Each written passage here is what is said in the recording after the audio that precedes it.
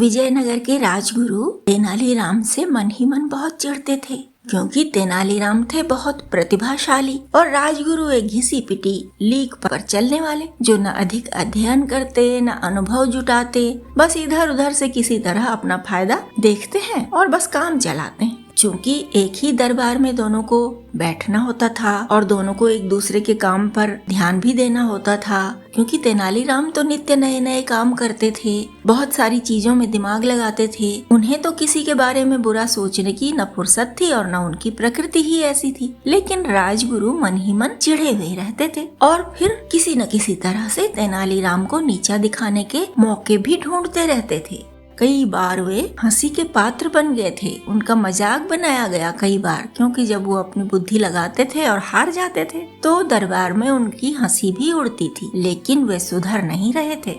होते होते राजगुरु का मन इतना द्वेष से भर गया कि उन्होंने सोचा, कई प्रयास तो कर चुका हूँ कि तेनालीराम को मृत्यु दंड ही मिल जाए, लेकिन मृत्यु दंड भी नहीं मिलता। यह किसी न किसी तरह होशियारी दिखाकर राजा का दिल जीत लेता है और मरता भी नहीं, तो मुझे ही इसको मार डालना चाहिए।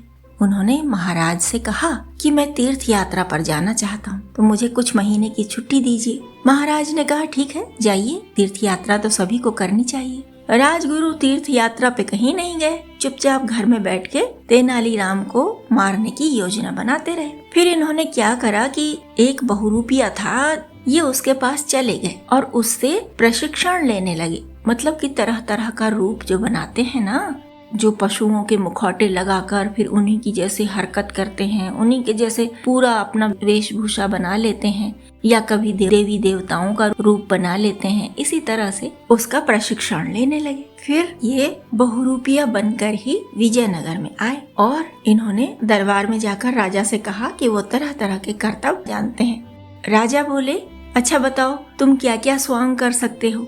तो बहुरूपिये ने, यानी कि राजगुरु ने जो बहुरूपिया बना था, कई कई चीजें बताई और फिर कहा कि शेर का स्वांग आपको दिखाना चाहता हूँ, लेकिन उसमें खतरा भी होता है थोड़ा, कोई घायल भी हो सकता है, कोई मर भी सकता है, तो मुझे इतनी छूट दीजिए आप कि अगर मेरे हाथ से शेर बनने पर कोई अगर घायल हो जाता है या एक व्यक्ति मर भी जाता है तो आप मुझे दंड नहीं देंगे। महाराज ने कहा, ठीक है, तुम्हारी शर्त मान लेता हूँ। बहुरूपिये ने कहा, महाराज आपके दरबार में तेनालीराम है, उन्हें कह दीजिए कि वो अवश्य ही उस दिन उपस्थित हों, मैं भी उन्हें देख लूंगा। महाराज ने मान ली शर्त, इसमें उन्हें क्या आपत्ति हो सकती थी।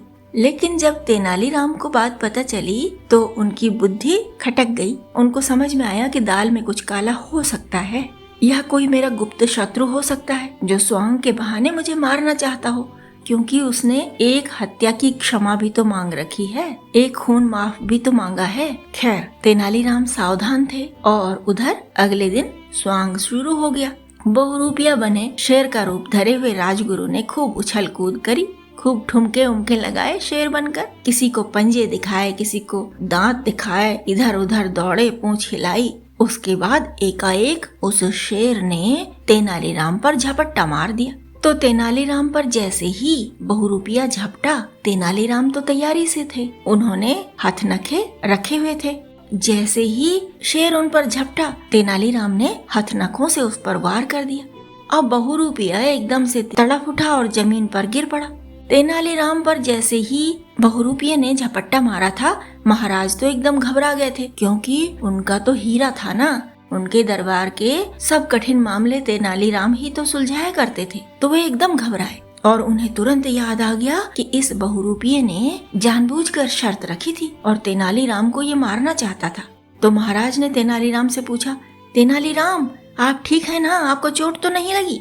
तेनालीराम ने महाराज को दिखाया कि उन्होंने अपनी बगलबंदी के अंदर कवच पहना हुआ था, क्योंकि उन्हें शक था, तो इस कारण से उन्हें एक खरोंच भी नहीं आई थी। तो महाराज तो संतुष्ट हो गए तेनालीराम को सुरक्षित पाकर। तेनालीराम ने अपनी सुरक्षा के लिए और भी जो इंतजाम करे हुए थे वो भी महाराज को बताया और फिर यह भी बताया कि महाराज, क्योंकि आपसे यह शर्त रखवा चुका था कि एक हत्या करने पर, यानी एक की मौत इसके द्वारा होने पर आप उसे दंड नहीं देंगे, तो मेरी समझ में आ गया था कि मुझे अपनी रक्षा स्वयं ही करनी होगी, इसलिए मैं इतनी तैयारी से आया था।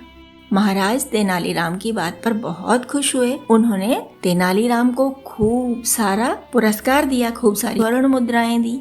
तेनालीराम बोले, अभी स्वांग तो रही गया, ये शेर का स्वांग तो बेकार गया। बहुरूपिये, अब तुम हमें सती का स्वांग दिखाओ कि सती कैसे होती है। तो लकड़ियां लाई गईं, लकड़ियां जलाई गईं। अब बेचारा बहुरूपिया क्या करे, करना उसे पड़ेगा ही। जब राज दरबार में आज्ञा मिली है तो करना ही पड़ेगा। अब लकड़ियां जल भी गईं। जलती लकड़ियों के ऊपर जाके बैठना पड़ा बहुरूपिये को। अब जलने लगा तो हाय हाय चिल्लाया, क्योंकि उसके पास ऐसी व्यवस्था तो थी नहीं जिससे कि उसका शरीर जलता नहीं। वह तो केवल तेनालीराम को मारने के उद्देश्य से आया था।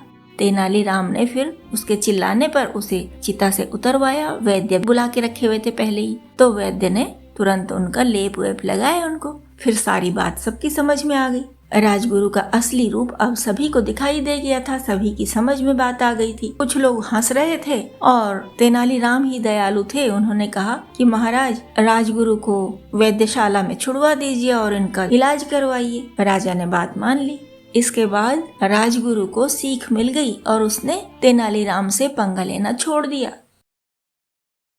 विजयनगर साम्राज्य का व्यापार बहुत सारे देशों में चलता था। विजयनगर का ईरान से भी काफी आयात और निर्यात हुआ करता था। एक बार ईरान का व्यापारी जिसका नाम फिरदौस था, वो विजयनगर आया। विजयनगर के सम्राट कृष्णदेव राय ने उसका खूब स्वागत किया। उसे सम्मान से राजमहल में रहने को जगह दी। कई सेवक उस व्यापारी की सेवा में लगा दिए। जब दिन के सब काम समाप्त हो गए, रात का भोजन हो गया, तो उसके बाद सम्राट ने फिरदौस के लिए चांदी के कटोरे में रसगुल्ले भेजे। सेवक आया तो उसके हाथ में चांदी का कटोरा ज्यों का त्यों था। सम्राट ने पूछा तो सेवक ने उत्तर दिया कि फिरदौस ने रसगुल्लों का शीरा तक नहीं चखा। इन्हें देखकर उसने बस इतना ही कहा कि मुझे रसगुल्ले नहीं, रसगुल्ले की जड़ चाहिए। उस सेवक की ये बात सुनकर सम्राट बड़े गंभीर हो गए और सोचते रहे रात भर कि आखिर ये जो फिरदौस है व्यापारी, ये कोई बुद्धू टाइप का इंसान तो है नहीं कि कुछ भी बोल दिया। इसने ऐसा क्यों बोला? उन्हें कुछ भी समझ में नहीं आया। तो उन्होंने अगले दिन जब दरबार लगा, उन्होंने अपने मंत्रियों से कहा कि आप लोग किसी भी तरह से रसगुल्ले की जड़ लेके आइए। मंत्री बेचारे, उनको कुछ सूझा ही नहीं। तभी तेनालीराम आ गए दरबार में।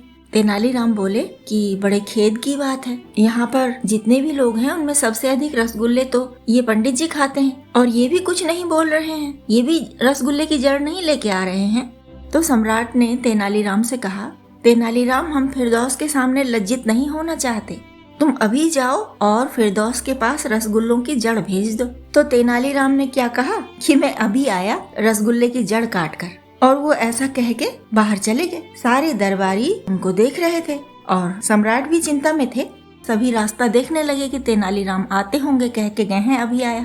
थोड़ी देर में ही तेनालीराम वहाँ पर वापस आ गए। उनके हाथ में एक तश्तरी थी जो कपड़े से ढकी हुई थी। दरबारी लोग देख रहे थे बड़े कौतुक से, बड़े आश्चर्य से, कौतूहल से कि आखिर क्या लेके आए हैं तेनालीराम। तभी तेनालीराम जी ने कहा, महाराज, रसगुल्लों की जड़ में ले आया हूँ, इसे आप व्यापारी फिरदौस की सेवा में भेज दीजिए। तो सारे दरबारी जो थे वो हैरान रह गए, एक दूसरे का मुंह देखने लगे कि आखिर रसगुल्ले जैसी चीज की जड़ कहाँ से आ जाएगी, ये कोई पेड़ पौधा तो है नहीं।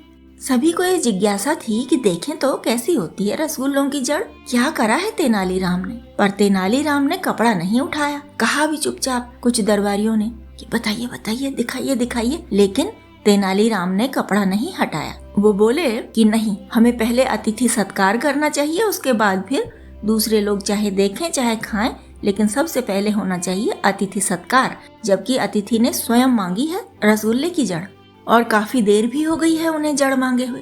सम्राट का तो भाई मेहमान था फिरदौस, तो मंत्री को भेजा। मंत्री गए, फिरदौस को बुला के लाए। तो सम्राट ने उन्हें बिठाया आदर से और उसके बाद कहा कि तेनालीराम के हाथ से तश्तरी फिरदौस को दे दी जाए, ऐसी आज्ञा दी सेवकों को। फिरदौस भी जिज्ञासा से देख रहे थे। बोले, क्या है सम्राट यह? तो सम्राट ने कहा कि आपने मांगी थी ना रसगुल्लों की जड़, वही लेके आए हैं तेनालीराम। फिरदौस की आंखें फैल गईं जिज्ञासा से और आश्चर्य से। उनके हाथ में तश्तरी आ चुकी थी। उन्होंने कपड़ा हटाया, उसमें कुछ रखा हुआ था, उसे उठाया और मुंह में डाला और तुरंत बड़ी खुशी से बोले, ये चीज बस हिंदुस्तान में होती है, हमारे ईरान में नहीं होती। अब सारे दरबारी जिज्ञासा से गर्दन उचका उचका के देखने लगे फटी फटी आंखों से। तो तश्तरी में क्या दिखे? गन्ने के छिलके। रसगुल्ला होता है मीठा शक्कर से, शक्कर बनती है गन्ने से। तो गन्ने को काट के टुकड़े टुकड़े करके ले आए थे तेनालीराम तश्तरी में और उसे कपड़े से ढक दिया था। तो ये थी तेनालीराम की बुद्धिमानी की एक कहानी। तेनालीराम के कारण राजा का रुतबा बना रह गया, सम्मान घटा नहीं। और फिरदौस ने फिर उन्हें खुश होकर एक कालीन भेंट में दिया, क्योंकि ईरान में बहुत अच्छे कालीन बनते थे तब भी।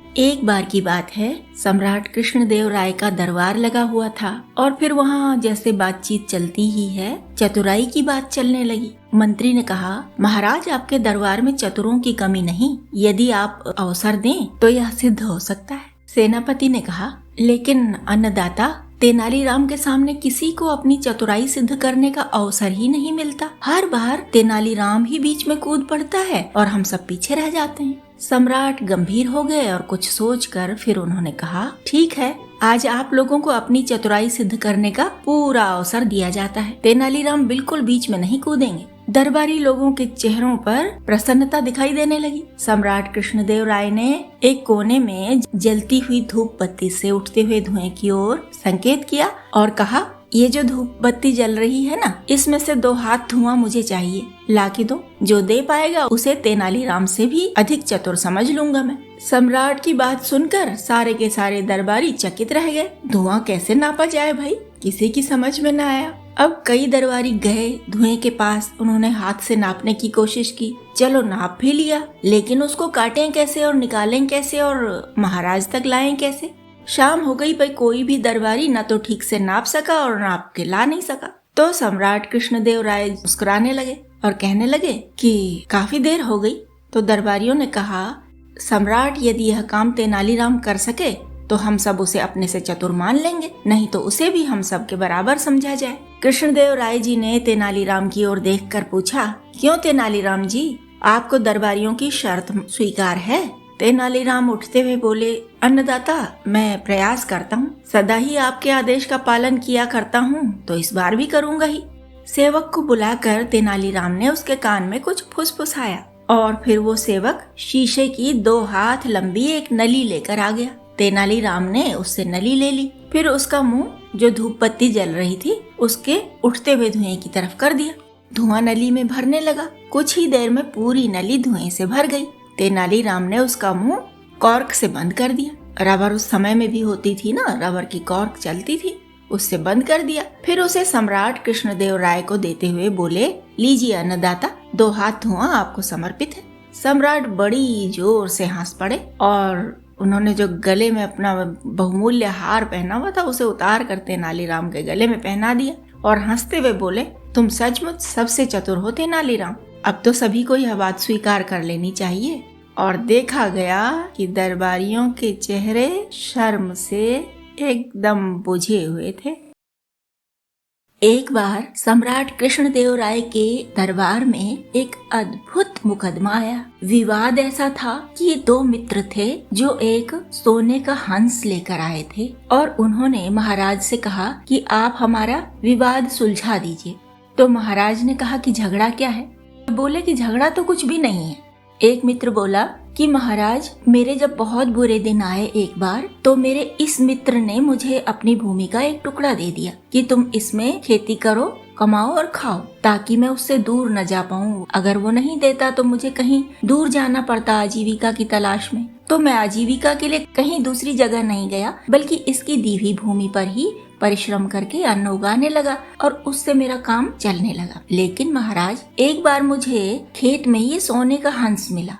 सोने का हंस है, छोटी बात तो है नहीं। तो मैं हंस को लेकर इसके पास गया, मित्र के पास, कि लो भाई, तुम्हारे खेत में मुझे सोने का हंस मिला है। तो ये लेने को बिल्कुल तैयार ही नहीं हुआ। मैंने बहुत प्रयास किए, बहुत समझाया कि भाई खेत तुम्हारे हैं तो उसमें पाई हुई हर चीज तुम्हारी होगी। मैं मेहनत करता हूँ तो अन्न उपजाता हूँ, अन्न तो मैं ही खाता हूँ ना, मैं खाता हूँ, मेरा परिवार खाता है। लेकिन सोने के हंस को मुझे रखने का क्या औचित्य है, इसलिए मैं इसको दे रहा हूँ।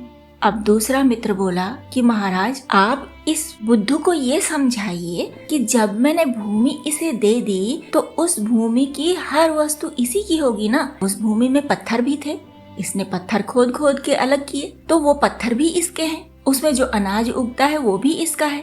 उसमें अगर कोई चिड़िया आ जाती है, चाहे सोने का हंस आ जाता है या कोई पत्थर का हंस आ जाता है, वो सब भी तो इसी का होगा। मैं क्यों लूंगा? जब मैंने भूमि ही दे दी तो मैं उसमें पाई हुई कोई भी चीज क्यों लूंगा? क्या मैं इतना बुद्धू हूँ? आप ही इसे समझाइए महाराज, ये मेरी बात नहीं सुनता। महाराज को बड़ा आश्चर्य हुआ। ऐसा भी कोई मुकदमा होता है जहाँ की इतनी मूल्यवान वस्तु को कोई लेने को तैयार नहीं? दोनों ही एक दूसरे को दे रहे हैं। सोने का हंस कोई छोटी बात तो है नहीं। तो सम्राट ने अपने दरबारियों की ओर देखा, मंत्रियों की ओर देखा। एक मंत्री बोले कि इसको 2 हिस्सों में बांट देते हैं और बराबर दोनों को दे देते हैं। तो दोनों ही कहने लगे मैं तो नहीं लूंगा, मैं तो नहीं लूंगा।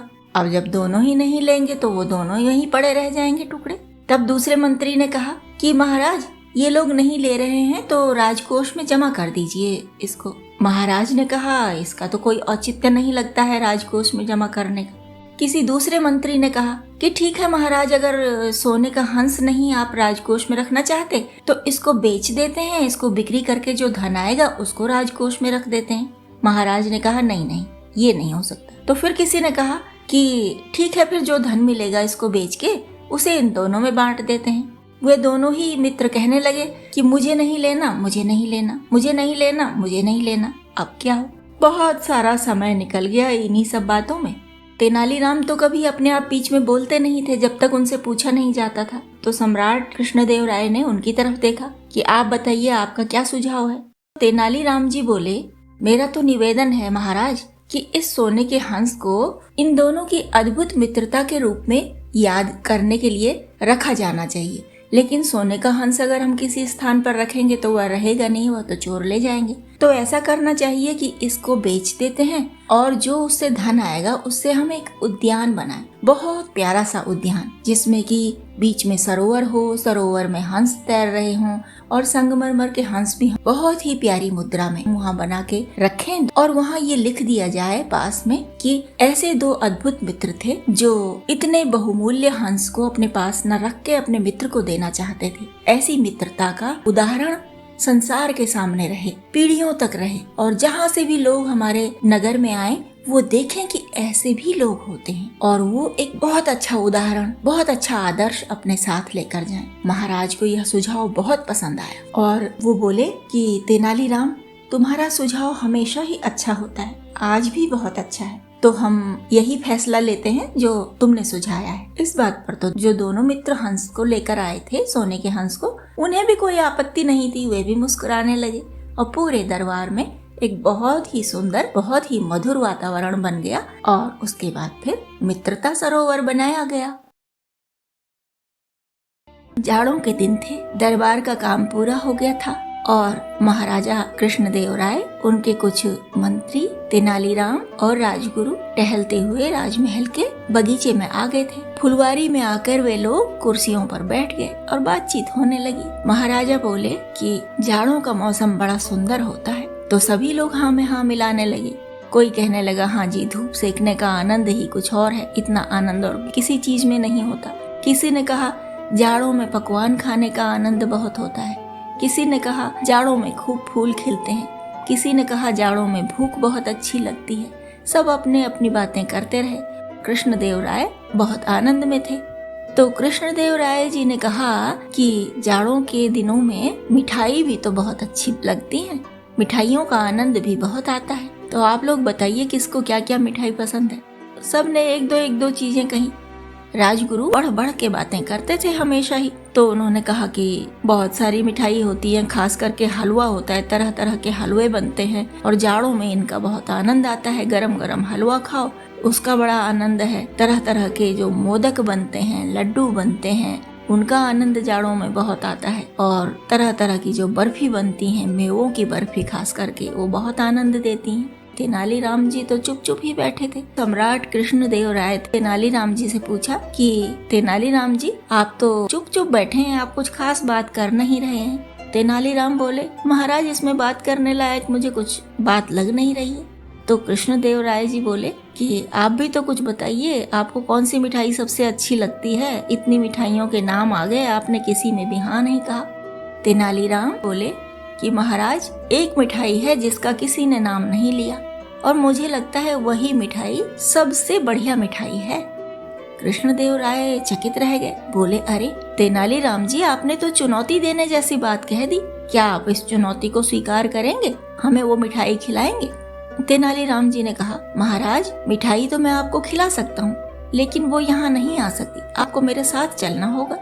कृष्णदेव राय बोले, ठीक है, हम चलेंगे आपके साथ। अब तैयारी हो गई और रात को महाराज वेश बदलकर और सारे लोग जो उनके साथ में गए, तेनालीराम, राजगुरु और भी कुछ दरबारी, सब वेश बदल के, मतलब साधारण नागरिक जैसे पहन ओढ़ के, क्योंकि ठंड के दिन तो थे ही, कंबल चादर ले ओढ़कर वो लोग चल दिए। तेनालीराम जी उन्हें पैदल चलाते चलाते चलाते चलाते ले गए दूर एक गांव के पास, जहाँ की गन्ना पेरा जाता था, गुड़ बनाया जाता था, ऐसी जगह पे ले गए। रात का समय था, उस जमाने में बिजली की व्यवस्था तो होती नहीं थी, कहीं कहीं दिए जले होते थे, धुंधली धुंधली सी आकृतियां दिखाई देती थी, छोटी छोटी चीजें तो दिखती ही नहीं थी कि कहाँ है, क्या है, कि कैसी है। वहाँ जाकर उन्होंने कृष्णदेव राय जी को वहाँ पे पास में पत्थर पे बिठा दिया, साधारण नागरिक बन के गए थे। तो वहाँ वो लोग बैठ गए और थोड़ी ही दूर पे गए तेनालीराम जी और कुछ पत्ते हाथों में लेकर आ गए। उन्होंने सबसे पहले एक पत्ता महाराज कृष्णदेव राय के हाथ में रखा और कहा, ये रहा जाड़े का उत्कृष्टतम मिष्ठान, यानी कि जाड़े की सबसे अच्छी मिठाई, आप इसे चख कर देखिए। उसके बाद उन्होंने दरबारियों को भी एक एक पत्ता दिया और खुद भी खाने लगे। महाराज खाते ही बोले, वाह वाह, क्या है यह वस्तु, क्या है? तेनालीराम जी ने कहा, महाराज, यह गुड़ है, ताजा ताजा गुड़ निकाला जा रहा है, इसकी सोंधी सोंधी महक ही चारों तरफ फैली हुई है। जाड़ों के दिनों में टटका गुड़ खाने का जो आनंद है ना, वो और किसी मिठाई में नहीं है। हलवा तो आप 12 महीने खा सकते हैं, दूसरी मिठाइयाँ भी आप 12 महीने खा सकते हैं, लेकिन यह गुड़ ही है जो ताजा गन्ने के रस से निकालकर ताजा ताजा गुड़ बनता है, इसका आनंद और कहीं नहीं आ सकता। तो राजा कृष्णदेव राय बोले, तेनालीराम, वास्तव में आपने बहुत सही बात कही है, मैं आपसे 100% सहमत हूँ कि ऐसा मिष्ठान मैंने आज तक नहीं चखा। गुड़ खाया है, काफी खाया है, लेकिन वो ठंडा और पहले का बना हुआ। और दूसरे मिष्ठान जब हम लोग खाते हैं ना, इतने मेवा मिठाइयाँ, तो उसके आगे हम गुड़ को कुछ नहीं समझते, पर वास्तव में यह कल परसों की कटी हुई ईखों से तुरंत का बना हुआ जो गुड़ है, इसके आनंद का तो मैं वर्णन नहीं कर सकता तेनालीराम।